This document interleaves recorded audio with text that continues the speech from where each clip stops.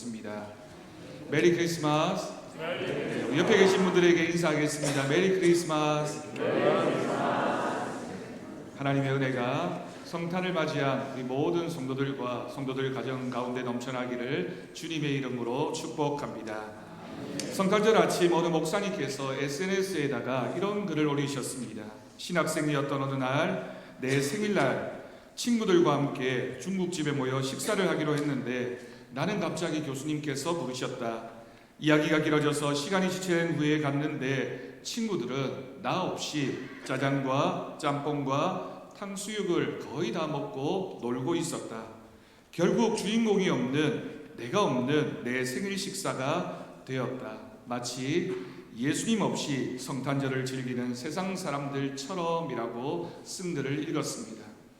여러분, 생일의 주인공이 없는 생일상이 무슨 의미가 있겠습니까? 성탄절의 주인은 우리 예수님인데 예수님 없이 우리가 기뻐하고 즐거워하는 것은 아무런 의미가 없는 성탄절이라고 할 수 있습니다. 그런데 참 신비로운 것이 있습니다.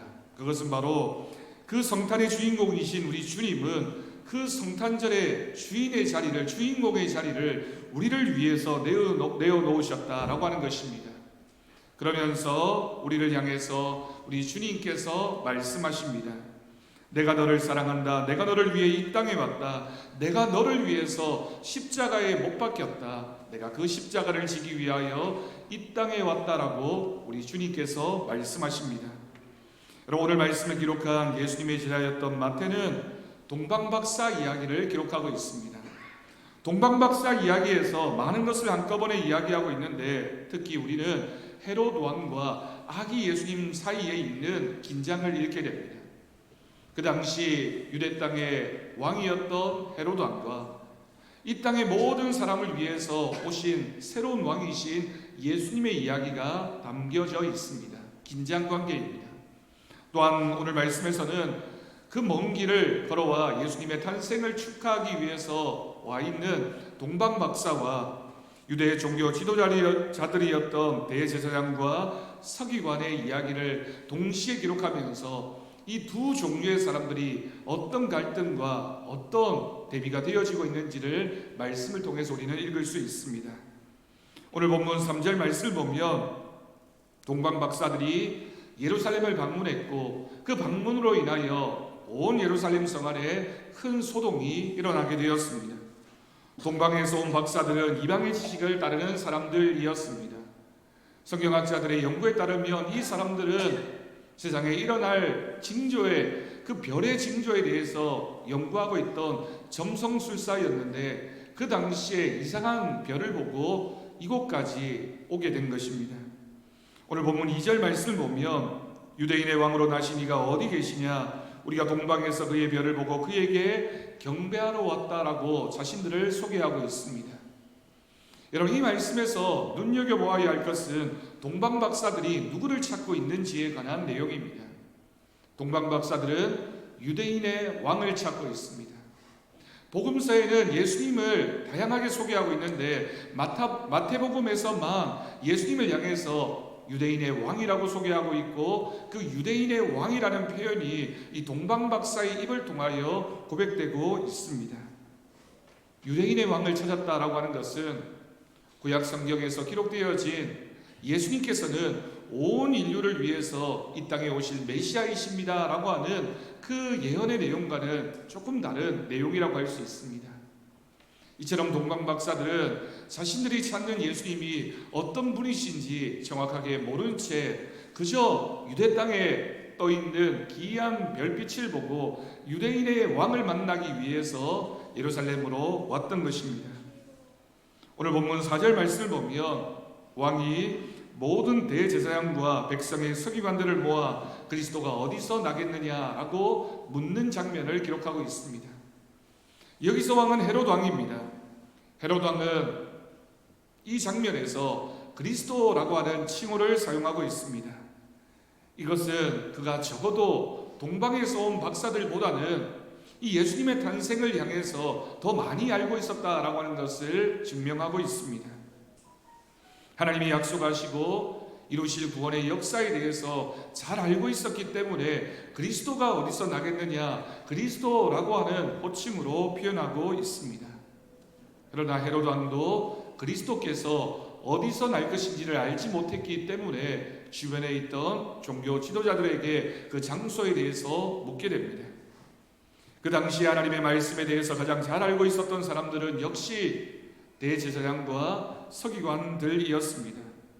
그들은 구약 성경에 기록되어진 미가 선지서의 말씀을 알고 있었기 때문에 예수님께서 태어나실 곳은 유대 땅 베들레헴이라고 정확하게 소개할 수 있었습니다.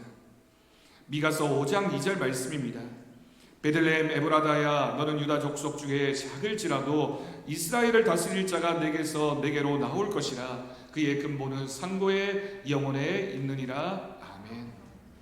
이 말씀을 종교 지도자들은 잘 알고 있었기 때문에 이 말씀에 근거해서 메시아는 유대 땅 베들레헴에서 태어날 것이라고 헤롯 왕에게 알려주었던 것입니다. 그런데 놀라운 것은 그리스도가 어디서 탄생할 것인지를 알고 있었던, 너무나 잘 알고 있었던 이 사람들은 그리스도의 탄생의 소식을 듣고서도 예수님을 경배하기 위하여 그곳을 향하지 않았습니다. 그에 반해서 이방인으로서 부정확한 지식만 가지고 예루살렘까지 찾아왔던 동방에서 온 박사들은 유대인의 왕 그리스도께 경배하기 위해서 베들레헴을 찾아가게 됩니다. 마태복음을 기록한 마태는 동방 박사들과 대제사장, 서기관들, 그리고 헤롯 왕의 이야기를 우리에게 들려주면서 진정으로 하나님의 말씀의 은혜를 누리는 사람, 이 땅에 오신 예수님을 진정으로 축하하고 경배했던 사람은 성경에 대해서 잘 알고 있었던 종교 지도자들도 아니고, 또한 헤롯 왕이 아니라 먼 곳에서 왔던 이방인이었던 동방 박사들이었다라고 기록하고 있습니다. 우리 사랑하는 성도들도 말씀을 알기만 하고 믿지 않는 믿음이 아니라 그 말씀을 알고 믿고 순종하는 믿음으로 주님 앞에 나아갈 수 있기를 간절히 바랍니다. 기득권을 잃고 싶지 않았던 헤롯 왕은 이 땅에 오신 예수님 다른 왕을 용납할 수가 없었습니다. 그래서 본문 7절 말씀 보면 이에 헤롯이 가만히 박사들을 불러 별이 나타난 때를 자세히 물었다라고 기록하고 있습니다. 여러분, 이 짧은 한 문장에서 헤롯 왕의 마음이 극명하게 드러나고 있습니다. 가만히 불러 자세히 물었다라고 하는 표현을 보면서 그가 이 새로 태어날 왕에 대해서 어떤 적개심을 가지고 있는지, 이기적인 욕심을 가지고 내가 저 사람을 죽여야 되겠다, 새로 태어날 저 왕을 없애야 되겠다라는 마음이 가만히 불러서 자세히 물었다라는 표현 가운데 담겨져 있는 것입니다. 반면에 동방 박사들은 어떠했을까요? 본문 10절 말씀을 보면 그들이 별을 보고 매우 크게 기뻐하고 기뻐했다라고 기록하고 있습니다. 조금 전에 우리 찬양대에서 불렀던 찬송가의 많은 가사들 중에 기뻐한다라고 하는 표현이 얼마나 자주 표현되어졌는지 모릅니다. 별의 인도함을 보고 기뻐했는데 마태복음은 이 장면을 기록하면서 매우 큰 기쁨으로 기뻐했다라고 표현하고 있습니다. 기뻐했다라고 하는 동사와 더불어서 기쁨이라고 하는 명사와 큰이라는 형용사와 매우라는 부사까지 다 사용해서 이 동방에서 온 박사들이 얼마나 큰 기쁨을 가지고 예수님을 만났는지를 기록하고 있는 것입니다. 오늘 이야기의 결말은 동방 박사들이 아기 예수님과 마리아가 함께 있는 것을 보고 그 앞에 경배하고 예물을 바쳤으며 꿈을 통해 헤롯에게 돌아가지 말라는 하나님의 지시를 받고 다른 길로 돌아갔다라고 이야기의 결말을 맺고 있습니다.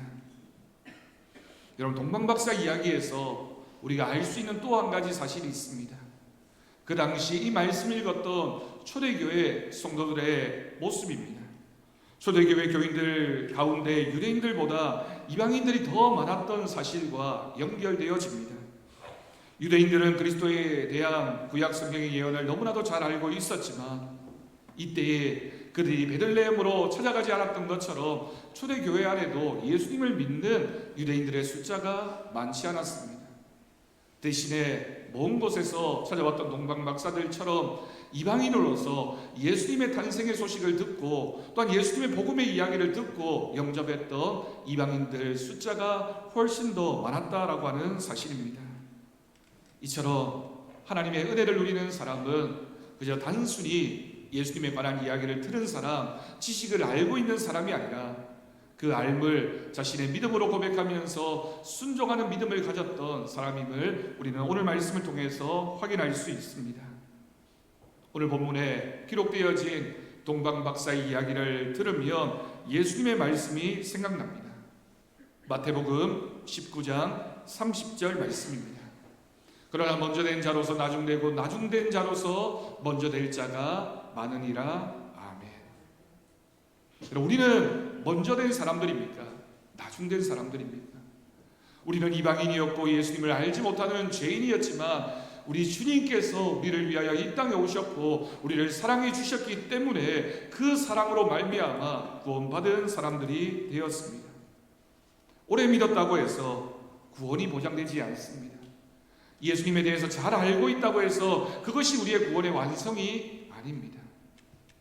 오늘 성탄절을 맞이한 우리에게 주님이 주시는 말씀은 정말 우리가 겸손한 믿음으로 예수님의 탄생의 이야기를 듣고 그 말씀을 우리의 믿음으로 고백하면서 우리가 받은 성탄의 기쁨을 우리의 이웃들과 함께하고 있느냐, 나누고 있느냐를 우리 주님은 묻고 계십니다. 오늘 성탄절 예배를 드리는 이 자리에 함께한 우리 모든 성도들이 우리가 듣고 우리가 알고 있는 성탄의 기쁨을 믿음으로 고백하면서 우리도 이 성탄의 기쁜 소식을 우리 주변의 이웃들과 우리의 가족들과 많은 사람들에게 전하는 귀한 복음의 메신저의 역할을 감당하는 우리 모든 성도들이 되기를 간절히 바랍니다. 그럴 때의 성탄의 기쁨과 은혜가 우리의 심령 가운데에만 머물러 있는 것이 아니라 우리의 가정에도 성탄의 축복이 넘쳐날 것이며 우리가 몸담고 있는 직장과 학교와 우리의 사업의 모든 현장에서 하나님이 주시는 성탄의 기쁨이 넘쳐나게 될 것을 믿습니다. 그 믿음으로 성탄절을 지나는 저와 여러분이 되기를 주님의 이름으로 간절히 축원합니다. 기도하겠습니다. 하나님 감사합니다. 오늘 우리를 불러주셔서 성탄 감사 예배에 함께 하시고 주님 앞에 나와 믿음으로 나아갑니다. 하나님 우리를 향하신 그 기쁨과 은혜의 좋은 소식, 그 복음을 기억하게 하시고 주님 앞으로 나아가는 우리 모두가 되게 하여 주옵소서. 그럴 때에 하나님 주시는 은혜가 우리 가운데 넘쳐나게 될 것을 믿습니다. 오늘도 이 말씀을 기억하며 기뻐하게 하시고 큰 기쁨으로 살아가는 우리가 되게 하여 주옵소서. 감사드리옵고 예수님의 이름으로 기도드립니다. 아멘. 오늘은